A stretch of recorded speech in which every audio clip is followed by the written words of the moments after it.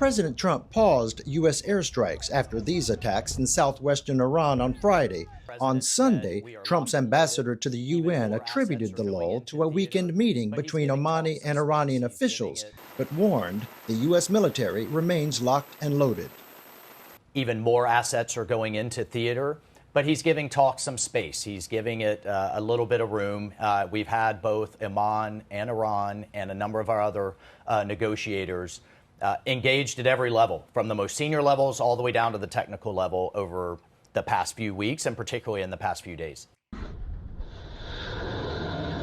Dwindling stockpiles of U.S. interceptor missiles are also a factor in Trump's decision to delay his threatened escalation. That's according to U.S. officials. Waltz on Sunday disputed that claim. Omani officials traveling to Tehran last Friday to discuss differences over the Strait of Hormuz was perhaps why Trump on the same day surprisingly alluded to some talks. Look, we're talking to them right now. I think they're getting more and more serious as the days go by. Iran says it remains skeptical, but will hold its fire as long as the U.S. does. These attacks continued until 2 nights ago, but over the past 2 nights, the Americans have stopped their attacks. And as I said, since our strategy has essentially been retaliatory, we have also halted our retaliatory operations.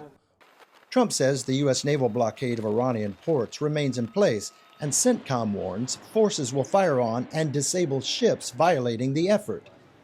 That's why Benjamin Netanyahu's scheduled meeting with President Trump on Tuesday holds great significance for what is to come next with Iran and other military operations.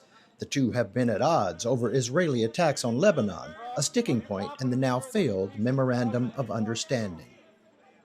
The potential impact of Netanyahu's visit to the White House and the next steps on the war in Iran are among the main topics for President Trump as he hosts a cabinet meeting at Camp David this Friday, a place where major national security and diplomatic deliberations are discussed.